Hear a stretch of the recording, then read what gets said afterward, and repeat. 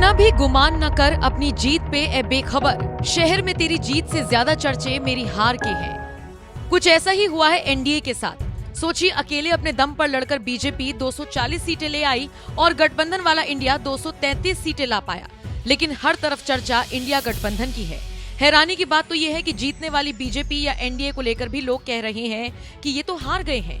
ये मायूसी, ये निराशा दरअसल इसलिए है क्योंकि मोदी लहर के बीच देश की जनता ने साल 2014 और 19 का चुनाव देखा है। शायद इसीलिए ये जीत उस मुकाबले हल्की दिख रही है।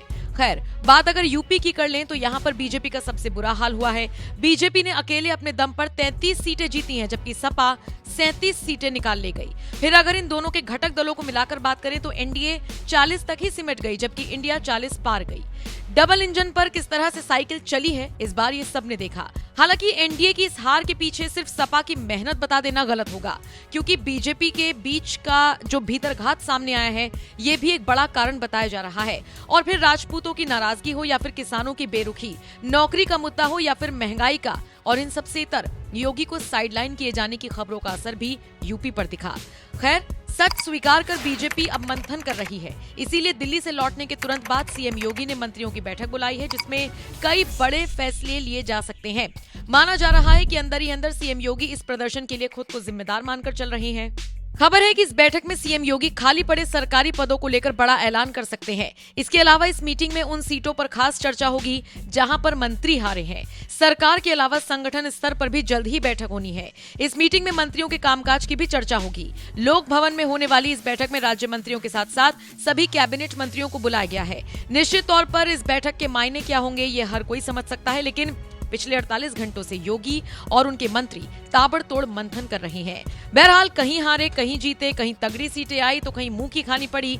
लेकिन इस बीच एक बार फिर नरेंद्र मोदी प्रधानमंत्री के तौर पर शपथ लेने जा रहे हैं। जरा सुनिए संसदीय दल की बैठक में नरेंद्र मोदी को लेकर नितिन गडकरी ने क्या कुछ कहा। निर्वाचित लोकसभा सदस्यों का हृदय से बहुत बहुत अभिनंदन करता हूं, उनको शुभकामनाएं देता हूं। रक्षा मंत्री आदरणीय राजनाथ सिंह जी ने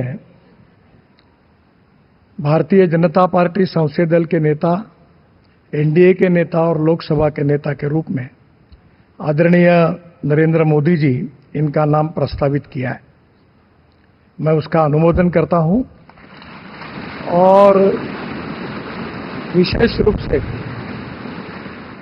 पिछले 10 साल में उनके नेतृत्व में कार्य करने का सौभाग्य हमको मिला। हमारा देश सुखी हो, समृद्ध हो, संपन्न हो, विश्व की महाशक्ति बने और समाज के सर्वांगीण क्षेत्र में उन्नति और विकास हो, इसके लिए कटिबद्ध होकर समर्पित भाव से उन्होंने काम किया है। और मुझे इस बात का विश्वास है कि केवल देश में नहीं तो पूरे विश्व में अपने कार्य से उन्होंने पूरे विश्व को भी प्रभावित किया है। अभी 10 साल में जो काम हुआ वो तो एक प्रकार से शुरुआत थी, पर इसके बाद आने वाले 5 साल में हम विश्व की एक महान ताकत बनेंगे, ऐसा हम सबको दृढ़ विश्वास है। मैं अपनी तरफ से आदरणीय मोदी जी को शुभकामनाएं और शुभेच्छाएं देता हूं और आदरणीय राजनाथ जी ने जो प्रस्ताव रखा है उसका अनुमोदन करता हूं और फिर से एक बार आप सबको धन्यवाद देता हूं। नमस्कार।